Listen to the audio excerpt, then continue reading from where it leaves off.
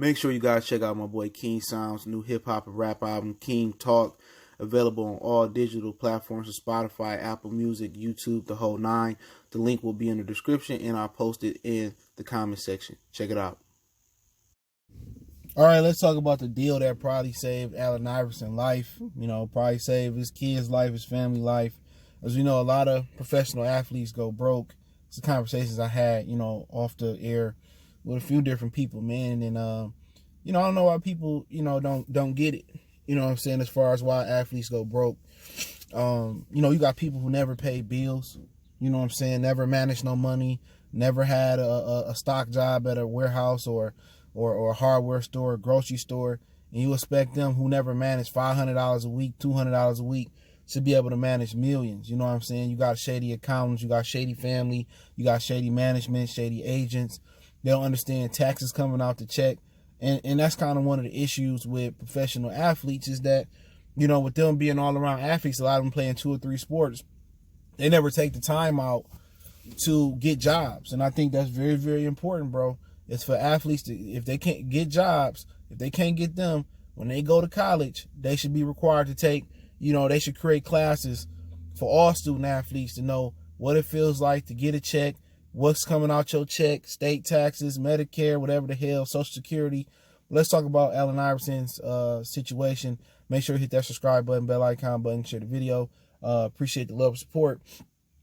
And Iverson was broke. He got sued, and I put an article link in the description.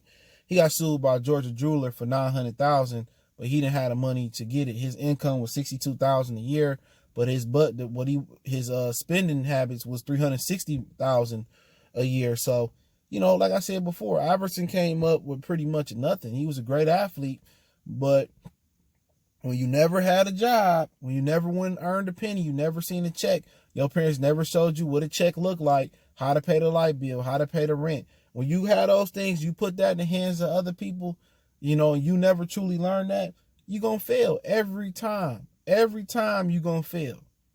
So they got to do something to show these athletes what come out your check and how to spend, how to save, because a lot of these athletes they never had a job. So when you never had a job, you never seen a check, this is what you're going to happen. The Chris McAllister story, you're going to have the Allen Iverson story. You're going to have a lot of different stories. That's why it's important. People talk about, these athletes shouldn't have to go to college and this, that, and the third. Man, like I said, they should be able to take the finance class, or they need to come up with a class on how to save money and what checks look like, something like an orientation that most colleges have. But, people don't understand that. People think, a lot of y'all can't even manage $1,000 a month, $2,000, $5,000 a month. Y'all living above your means. That's why, like 1/3, like CJ McCollum on the NBA is living paycheck to paycheck. Your average NFL player is living paycheck to paycheck. And that shouldn't be, because everybody want to live above your means. No, you should live below your means.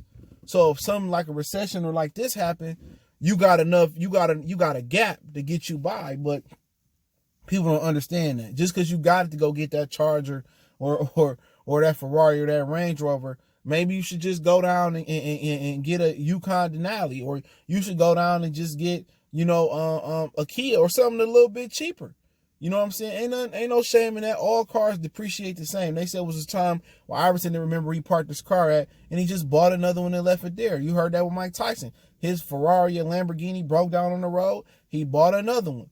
That's the type of ignorant stuff they got. They think they got all this money, and when you look at it, it's kind of like, taking your bank card out on a Saturday and you enjoying the Saturday you got off, and you just spending. And you look at your bank account like, damn, I spent whoop-de-whoop this amount of money. We all been there before. You learn from those experiences, though. But, but with him, he ended up, fortunately, getting a great deal by Reebok. He got one of those baseball deals. You got some baseball players that's been getting paid millions of dollars for 20 years, just the way it was set up. And they gave him a trust fund of $32 million. You know what I'm saying? So when he turned 55, he inherited half of that. They saying in the article. So they set $32 million aside, and he get what a $800,000 a year, or something like that. $800,000 a year he get from Reebok, or whatever the situation may be. It might be a month. I think it's a year he get that from Reebok, whatever it is. So So Reebok really, put him a great deal together, and they saved him from himself. You know what I'm saying? Whoever, put that deal together, that was great. Same thing with Derrick Rose. He got a deal that paid, his best friend and his brother a certain amount of money. And that's why Derrick Rose still hooping, because that Reebok, that Adidas money is feeding his family. So, it's some dudes that got lifetime deals, but at that time, that was a revolutionary deal for Allen Iverson. And Iverson had, one of the hottest shoes that Reebok's ever had. I had the black and gold ones. Everybody had the other ones that came out after that, and they were sweet. You know what I'm saying? And they just came out with the Georgetown versions of them.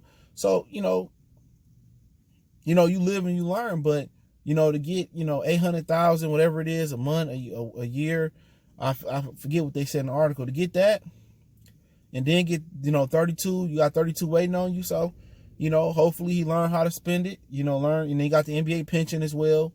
That he can get a lump sum of 1.2, 1.4, or he can get 8 bands a month or something like that for the next 10 years of his life. So he got multiple incomes coming in, and that's why it's very, very important that you get endorsements. You know what I'm saying? Endorsements are probably they're more important than the NBA money. You got players that just live off their endorsements. You know what I'm saying? And they bank their NBA money, or they bank their NFL money. So, that pretty much saved Iverson from himself. And, hopefully a lot of other athletes look at that deal, and when they get to their second shoe contract, or if they hot like that, like Zion, they get that type of deal that they be able to have that money when they get older. So, or they just set some of their NBA money aside and get their own trust fund or get an annuity. So, people think you're going to hoop forever, but all it takes is one knee tweak, one ankle turn, in the football, one neck injury. So, that insurance policy, you're going to have to fight for that money, and usually that money ain't as plentiful as what Iverson got. So let me know what you guys think.